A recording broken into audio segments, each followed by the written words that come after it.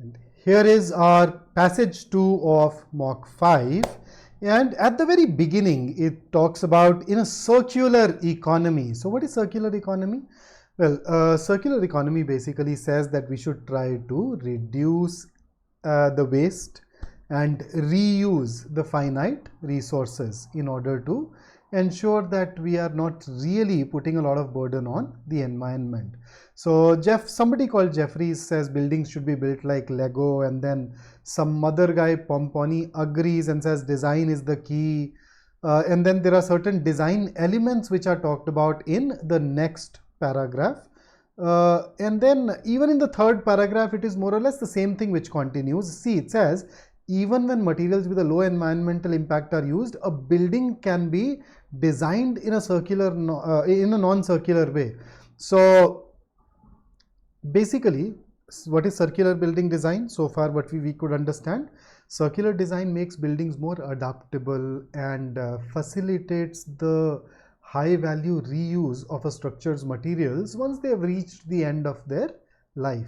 So overall we want to reduce the environmental impact, and thus you can use material that has low impact. But then if you still go ahead and design that building in non-circular way, you'd struggle to reuse, right? So for example, if you glue it, it will be more difficult to separate them. And then there is an approach mentioned in the fourth paragraph where you can just slot things together. Then the next paragraph, fourth paragraph, introduces the concept of materials passport and gives us the various features.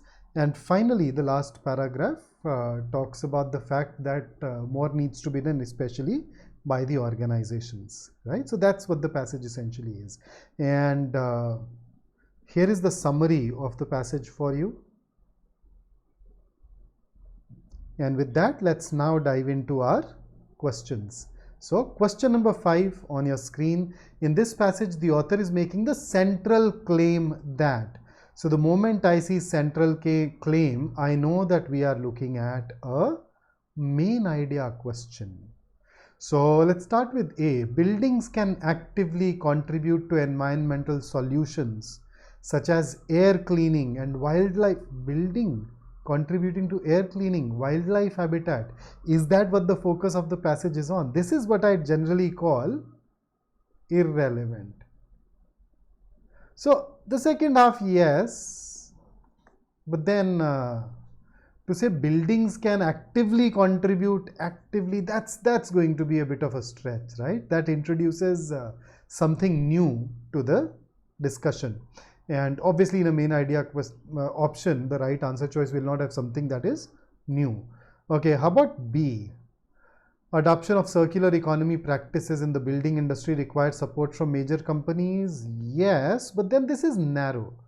It talks about only the last paragraph and not the entire passage. C, the use of a materials passport can aid in the reuse of building components and thus contribute to circular economy practices. True, but this is once again narrow. And this time around, this option covers only the penultimate paragraph, okay, the second last paragraph.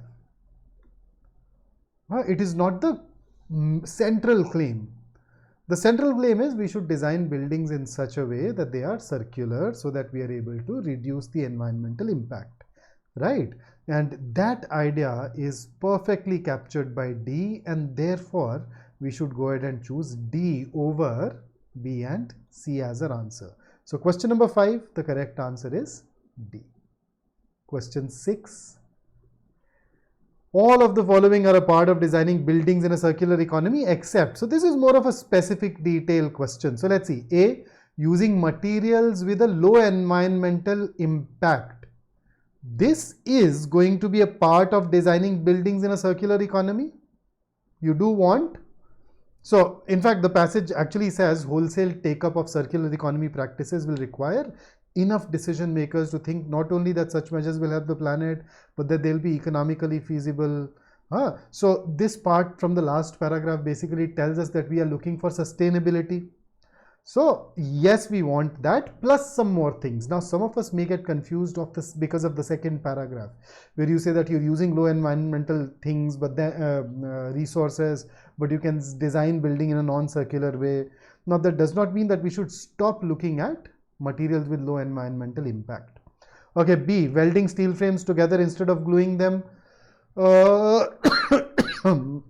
In fact, the third paragraph says that welding and gluing both are non-circular ways because they make the disassembly difficult.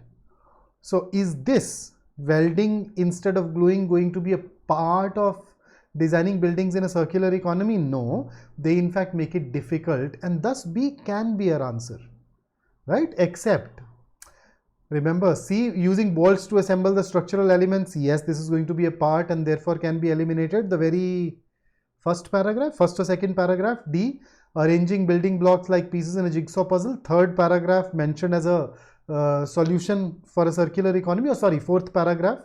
So even this is ruled out, and that leaves us with indeed B as our answer. So question number 6, we should have no hesitation in choosing B. Let's move over to question number 7. All of the following are the functions of a material passport except, so you just need to refer to the second last or the penultimate paragraph to look for the qualities. So A, ensuring that the building's parts can be meaningfully reused. That is the purpose, yes. That's in fact the core function, and therefore A cannot be our answer. We are looking for an option that is not a function of the materials passport. B, maintaining a record of the building's part. That's definitely a function. C, recording data on the safety and origin of the materials used in a building. Yes, mentioned in the penultimate paragraph. Designing follow-up buildings. Ooh, now materials passport is just a record. Somebody else designs and then he can look at the material passport and see what all from that previous building can be utilized. The material passport will not help you design. Somebody else designs. Material passports basically helps in reusing. So D is not a function and therefore should be our answer. So question number 7, D it is. Let's look at our next question, question 8. We can infer that Jeffries would approve of all of the following building designs except. So essentially, infer plus except means 3 of these answers are true. One of these answer choices is either can't say or false on the basis of the passage. And that's the one that we are looking for. So look at A, a sun-facing building with solar panels to power it. So Jeffries, environmentally conscious, circular economy, circular design proponent. So A very clearly says that A talks about a design that is eco-friendly, would reduce fuel-related emissions, etc. So this is something that Jeffrey is going to approve of. So A is true. B, a building providing space to people in an inverse proportion to their carbon footprint. Now Jeffries wanted to reduce the carbon footprint, but did he suggest giving punishment to people who have a larger carbon footprint? Hey, you have more carbon footprint, I'm going to give you a smaller home or a smaller office. We don't know whether Jeffries was that kind of a vengeful person or not. So I'd say can't say or cannot be determined to be. Option C, a building with an inbuilt eco-friendly self-sustaining recycling plant. Jeffrey is going to approve of it. So this is true. D, a building made from upcycled material that responds to temperature changes.